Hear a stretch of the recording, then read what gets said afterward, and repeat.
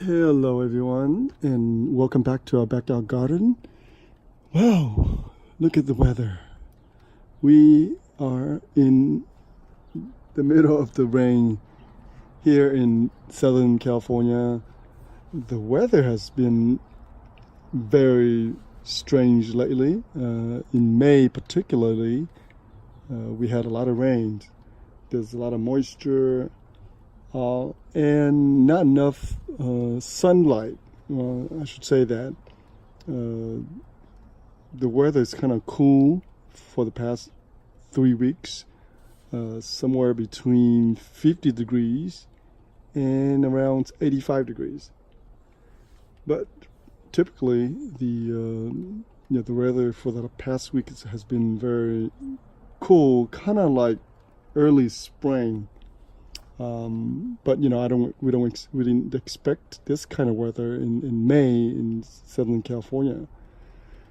But anyway, right now the rain is coming down. I don't know if you can see that. There's little droplets of water here, rain here, and I'm actually filming in the rain, and you can actually hear the raindrops. All right, it's too much rain, too much water. Good for the plants. Well, rainwater is very good for the plants.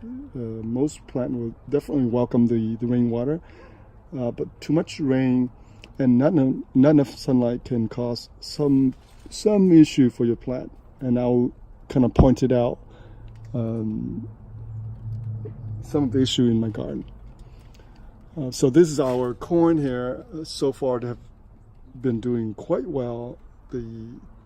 The tallest plant is over 4 feet tall now, and they grow actually pretty well, better than what I expected them to do, except for one guy down below here, which my son mentioned in the last video.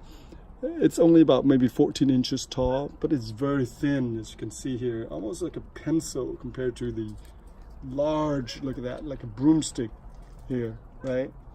So they're very thin, and somehow it's just really slow.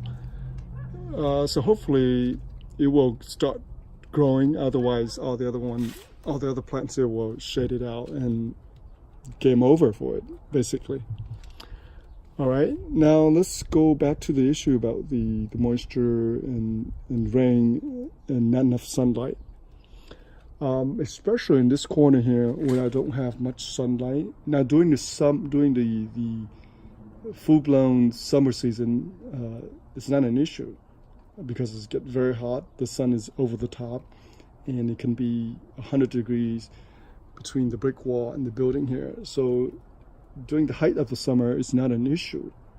But at the beginning of the season, like now, May, early April and May and June, if too much moisture and not enough sunlight, then there's a possibility that a lot of mildew, powdery mildew can build up because there's so much moisture. And I want to point out real quickly here on my shook and snap pea. By the way, my son want to grow this, and I know the season is pretty much over for this. You want to grow this in the nice and cool early spring, even before, right after winter to early spring. But we're just gonna grow them anyway. We know that it's kind of a little late in the season, but they actually develop quite well, even though they look thin on the bottom here. When they come on top, those are pretty nice, right? Now here you don't see any more side shoot. The reason why you don't see it, because I trimmed them off because they starting to develop some powdery mildew here. Because again, when there's too much moisture and not enough light, not enough sunlight, this will happen most likely. And some plant won't develop it, but typically tomato will definitely develop the powdery mildew. And I want to show you real quickly. Recall that I have some tomatoes plants here, and I remove them when they're about maybe this tall, and I replant this guy here, and look at how beautiful, look at that, how beautiful they are starting growing. And this one is just gorgeous. Look at that. Beautiful and very robust, very lush green. And I just love the fuzzy stem here. Those stems there, and below that, the roots are well developed. I can tell you, just based on the looks of that stem there. And the plant is just very, very beautiful looking, very strong looking. So far, they're all right. They don't have any signs of powdery mildew. This one just is fine, beautiful growing. This two plant is, you can see they're similar species. You can tell that from the plants. They look exactly alike.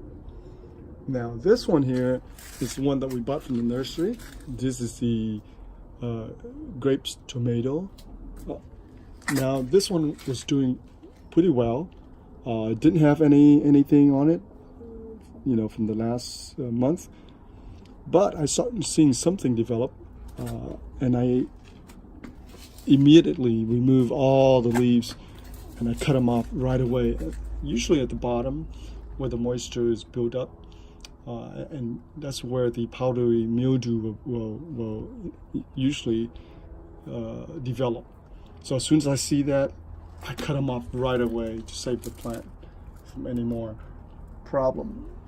Sometimes you can avoid that, and sometimes you can't. And then sometimes you have to use some kind of fungicide to get rid of it. But right now, I just trim off the excess, the leaves that you know, were infected by it, and hopefully it'll be all right. Another thing I do is that I also prune off some of the side shoots. A lot of side shoot here. You can see where the here's one I can show you right now. All right, where the 90 degree, and when it comes up 45 degree, that's where you pull them out. And I also tie them up to the trellis here to help the plants climb up this trellis, so it can get more sunlight on top. So far, I think it's going to be okay so far. So now I start putting out some flower. You can see a lot of flowers, and a clump of several fruits on the bottom here. You can see that. All right. So here's another clumps here that are developing, and the fruits are forming here. You can see there. All right. So again, going back to the moisture, you got to be very careful once the moisture build up on you. If the leaves continue to sit wet like this overnight, then there's a possibility that the powdery mildew will build up on you, and it could be a problem. Also, the tomatoes and some other plants are very susceptible to it. Other plants I'm not aware of, like the bitter melon. So I never had any problem with them in terms of powdery mildew, even any kind of disease. I never had a problem with bitter melon. But with tomatoes, cucumbers are notorious to have powdery mildew. So pay very close attention to those plants. Right now, not much we can do about it because, you know, this is just natural. The rain and the coolness, lack of sunlight, that's just nothing I can do about that. But if you see anything like that, remove it right away, and use, if you have to use a spray, use a spray. All right, so I want to cut this video short, and that's it for our video for today. We'll come back to make another video for you guys soon on the other plants outside there and the other part of the garden. And thank you for watching, and please subscribe to our channel, and please post a comment for me below. We'll see you back out here in the garden soon.